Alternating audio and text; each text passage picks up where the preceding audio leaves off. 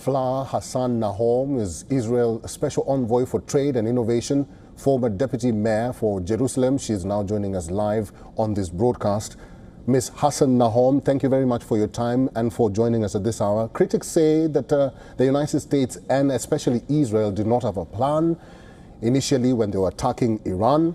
Now they say that if indeed they had a plan, that objective has not been met. What say you? Unfortunately, I think it's for the haters, it's the opposite.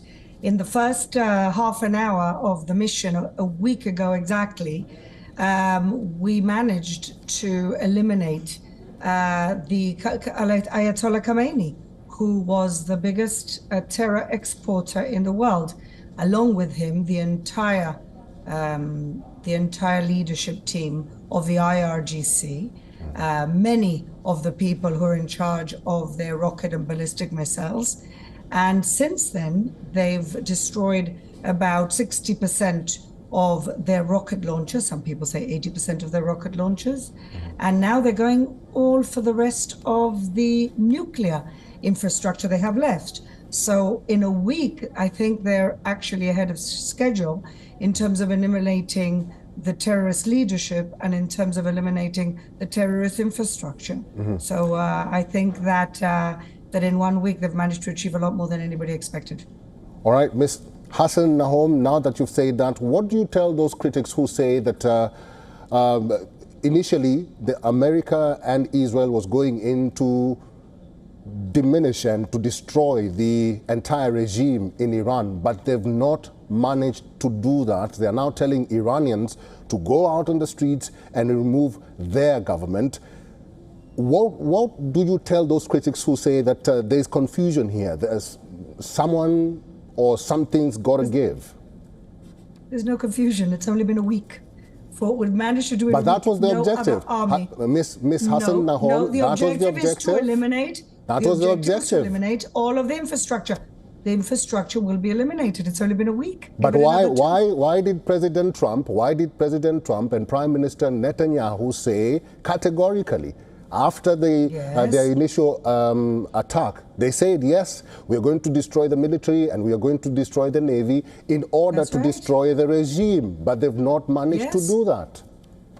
I don't understand what you're not understanding. 24 ships they've managed to destroy from the Navy. The Navy is practically gone. 60% of the launchers have been destroyed.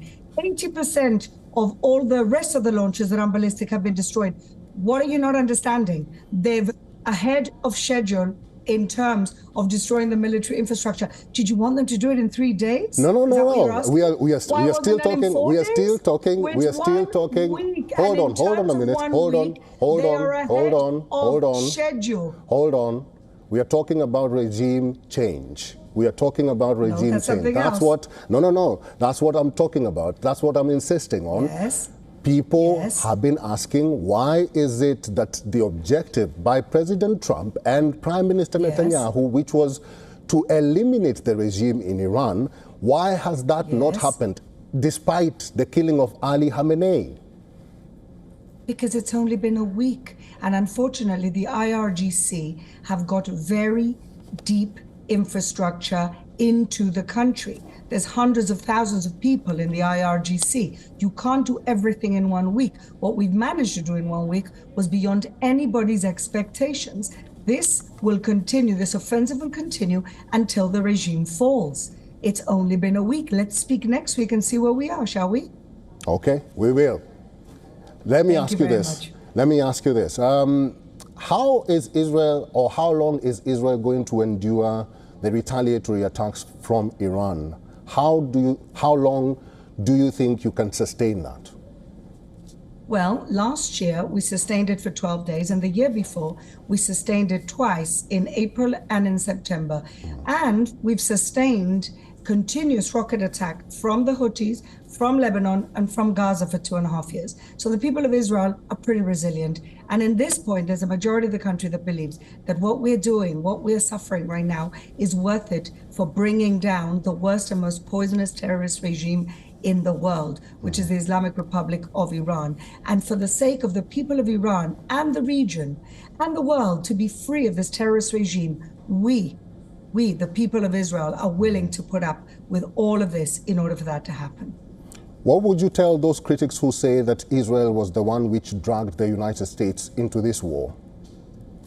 Well, then people who think that don't really understand the conflict at all, don't really understand that the regime is the biggest enemy of the United States, and they've been saying it for 40 years. They've been killing United States citizens and military personnel for many, many years. They've been making mischief around the world, and they are the biggest threat to human civilization. People who really understand that will understand the United States as the big superpower left in the world had no other choice, and Israel is its partner by its side. All right. Well said. Thank you. Ms. Flower Hassan Nahom, thank you very much for your time and for talking to us today.